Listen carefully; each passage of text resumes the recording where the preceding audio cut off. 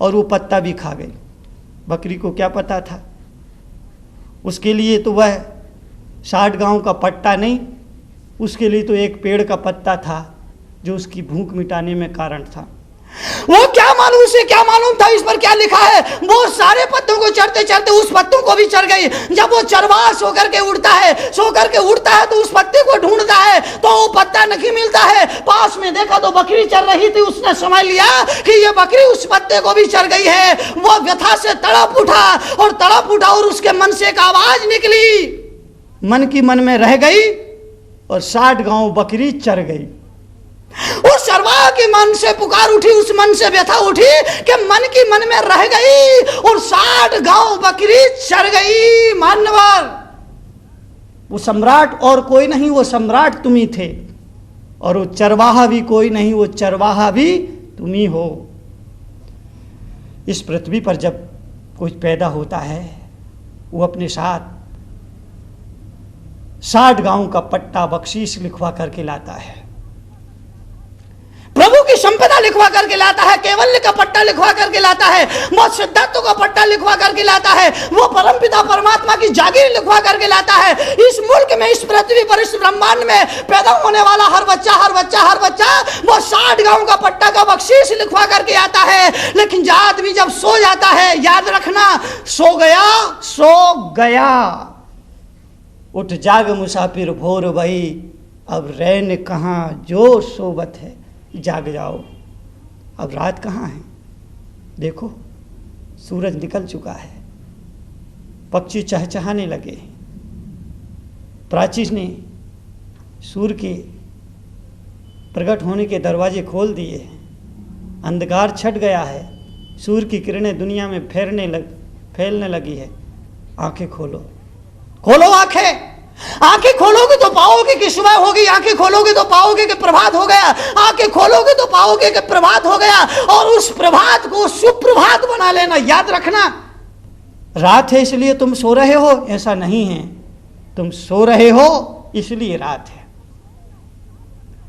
जब तक सोए रहोगे रात बनी रहेगी, अंधेरा बने रहेगा, अंधेरा मिटने वाला नहीं है। रात है इसलिए आदमी सो रहा है, ऐसी कोई बात नहीं है। आदमी आंख बंद करके सो रहा है इसलिए रात है। जब जिसने आंखें खोली उसने पाया कि सुबह हो गई।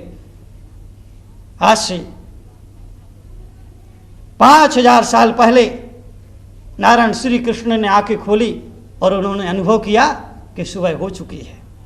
आज से 2500 साल पहले भगवान महावीर ने आंखें खोली और उन्होंने पाया कि सुबह हो चुकी है।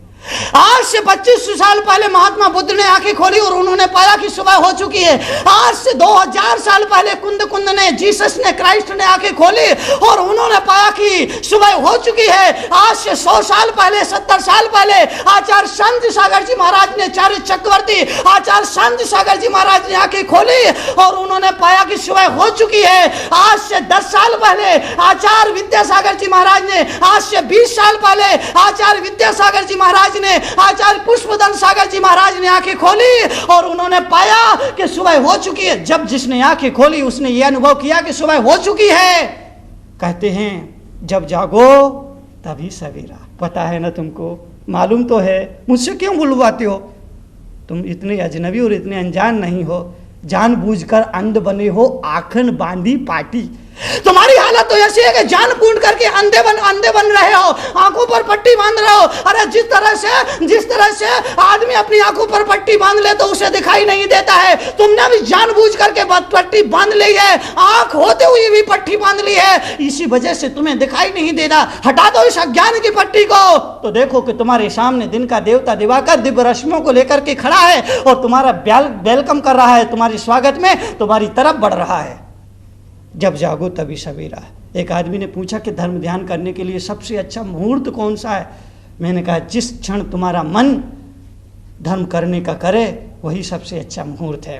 किसी मुहूर्त का इंतजार नहीं करना, किसी शुभ शगुन का इंतजार नहीं करना।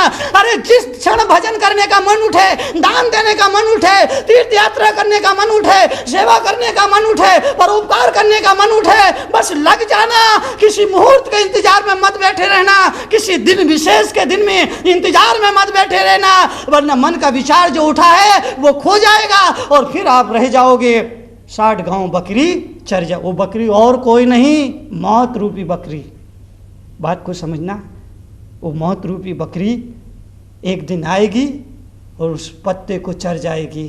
कौन सा पत्ता? ये जो मनुष्य की काया है, यही वो पत्ता है जिस पर 60 गांव बख्शीश लिखा हुआ है, 60 गांव का उपहार लिखा हुआ है। ये काया ही पत्ता, ये काया ही वो पत्ता है। और मौत की बकरी एक दिन से चढ़ जाएगी, तुम देखते रह जाओगे, कुछ नहीं कर पाओगे। डॉक्टर खड़ा रहेगा, वकील खड़ा रहेगा, जमीन पर तुम्हारा मकान खड़ा रहेगा, तिजोरी वहीं पड़ी रहेगी, रुपया सोना चांदी पड़ा रहेगा। और सज धज के जिस दिन मौत की शहजादी आएगी, न सोना काम आएगा ना चांदी आएगी। सब कुछ तो तुम्हें पता है, मुझसे क्यों बुलवाती हो? फिर भी बोल रहा हूँ, शायद तुम्हारे दिमाग पे मेरी बात उतर जाए। वो बकरी जिस दिन आएगी, इस शरीर को चर जाएगी और फिर रोना पड़ेगा।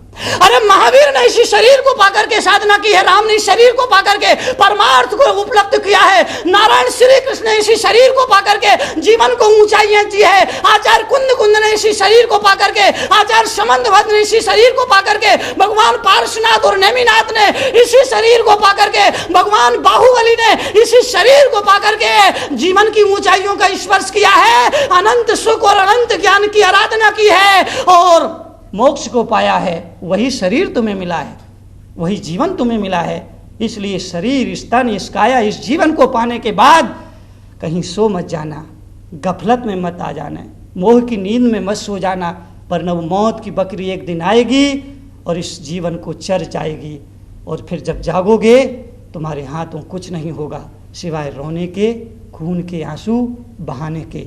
मैं चाहता हूँ ये जीवन तुम्हारे ये दुर्घटना तुम्हारे जीवन में ना घटे, इसलिए मैं सावचेत करता हूँ, जगाता रहता हूँ, जागने का आह्वान देता रहता हूँ, जागरण के गीत गाता रहता हूँ, जागरण के मंत्र सुनाता रहता हूँ, जागरण के छंद सुनाता रहता हूँ। जागो और जाग करके इस जीवन को सार्थक करो, इस जीवन को परमार्थ दो, ताकि यहाँ आना, संसार में रहना और यहाँ से चले जाना सब कुछ सार्थक हो जाए। इस मौत को, उस मौत को, इस देह को चरने मत देना। मौत आए उससे पहले मोक्ष को जीवन में घटित कर लेना। जय